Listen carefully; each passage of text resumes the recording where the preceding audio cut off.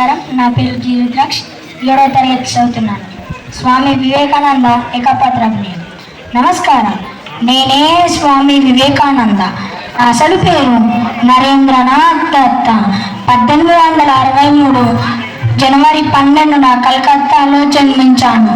నాకు చదువుపై, ఆధ్యాత్మికతపై ఎంతో ఆసక్తి ఉంది.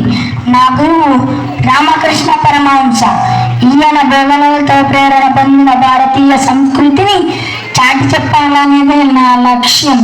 1893లో అమెరికాలోని చికాగోలో జరిగిన భారతీయ మహామత సభలో అమెరికా సోదరి సోదరులారా అంటూ ఉన్న ప్రసంగాన్ని ప్రారంభించాను. నా ప్రసంగం ప్రపంచ వ్యాప్తంగా ప్రశంసలను అందుకుంది. యువతకు నేనెప్పుడు ఒకే మాట చెప్పాను: లేచి నిలబడండి, మేల్కొనండి, లక్ష్యాన్ని చేరుకునే వరకు ఆగకండి. మనపై మనకు విశ్వాసం ఉంటే ఏ విజయాన్నైనా సాధించవచ్చు. జై హింద్. నా పేరు సరోజన. నేను 7వ తరగతి చదువుతున్నాను. సరోజిని నాయుడు ఏకపాత్రాభినయం. అందరికీ నమస్కారం. నా పేరు సరోజిని నాయుడు. నన్ను చాలా మంది భారత కోకిల అని ప్రేమగా పిలుస్తారు. కవిత్వం నా హృదయానికి దగ్గరైతే భారతదేశ స్వాతంత్రం నా జీవిత లక్ష్యంగా మారింది. నేను 1879 ఫిబ్రవరి 13న హైదరాబాద్లో జన్మించాను. చిన్నతనం నుంచే చదువుపై, కవిత్వంపై ఎంతో ఆసక్తి ఉండేది. నా కవితలలో భారతదేశ ప్రకృతి, ప్రజల జీవిత, దేశభక్తి ప్రతిబింబించేవి. కానీ మహాత్మా గాంధీ పిలుపుతో నేను స్వాతంత్ర్య ఉద్యమంలో చురుకుగా పాల్గొని బ్రిటిష్ పాలనకు వ్యతిరేకంగా ప్రజలను చైతన్యపరిచాను. సత్యాగ్రహం, సహాయ నిరాకరణ ఉద్యమం, ఉప్పు సత్యాగ్రహం వంటి ఉద్యమంలో పాల్గొని జైలుకు కూడా వెళ్ళాను.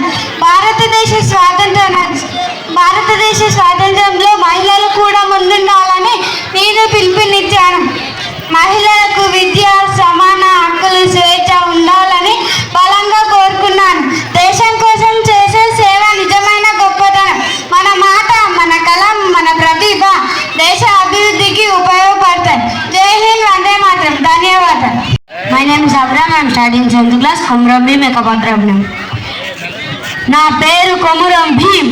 నేను ఆదిలాబాద్ జిల్లాలోని గిరిజన కుటుంబంలో పుట్టాను. చిన్నప్పటి నుంచే మా ప్రజలు చాలా కష్టాలు పడటం చూశాను. మా అడవులు, మా భూములు, మా నీటిని పాలకులు లాక్కోవడానికి ప్రయత్నించారు. అది చూసి నాకు చాలా బాధేసింది. అప్పుడు నేను మా ప్రజలకు ధైర్యంగా చెప్పాను: జల్, జంగల్, జమీన్ అంటే నీరు, అడవి, భూమి, మా హక్కులు అని అర్థం.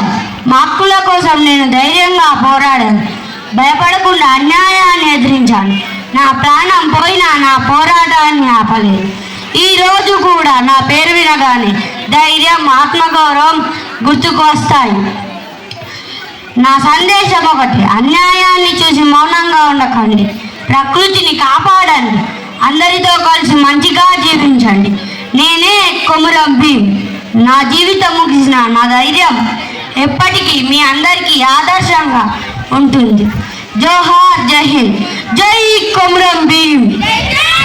ఏకపాత్రాభినయం. అందరికీ నమస్కారం. నా పేరు కల్పన చాలుల.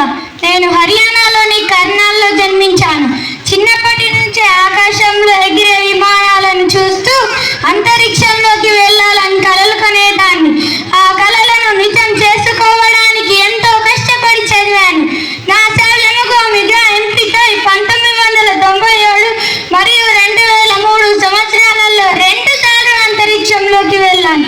దురదృష్టవశాత్తు భూమికి తిరిగి వస్తున్న సమయంలో జరిగిన ప్రమాదంలో నా సహచరులతో కలిసి నేను కూడా మరణించాను. అయినప్పటికీ నా జీవితం ఎంతో మందికి స్ఫూర్తిగా నిలిచింది. ప్రియమైన విద్యార్థులారా, మనం కూడా పెద్ద కలలు కనాలి. ధైర్యం, పట్టుదల, ఆత్మవిశ్వాసం ఉంటే ఏ లక్ష్యాన్నైనా సాధించవచ్చు. కలలు కనండి, వాటిని నిజం చేసుకునే వరకు కష్టపడండి. భారతమాత స్వతంత్రం కోసం పోరాడిన ఒక విప్లవ వీరుడిని. చిన్నప్పటి నుంచే నాకు దేశం అంటే ఎంతో ప్రేమ. బ్రిటిష్ వారి అన్యాయాన్ని చూసి నేను కూడా స్వతంత్ర పోరాటంలో చేరాను. ఒకరోజు బ్రిటిష్ పోలీసులను అప్పుడు నేను ధైర్యంగా చెప్పాను, నా పేరు ఆజాద్, నా తండ్రి పేరు స్వతంత్రం, నా ఇల్లు జైలు. ఆ మాటలు విని వారు నన్ను ఎంతో శిక్షించారు, అయినా భయపడలేదు. నా జీవితంలో ఒకే లక్ష్యం, భారతదేశానికి స్వతంత్రాన్ని తీసుకురావడం. చివరి వరకు బ్రిటిష్ వారికి లొంగిపోకుండా ధైర్యంగా పోరాడి నా దేశ ప్రజల గుండెల్లో చిరస్థాయిగా నిలిచిపోయాను.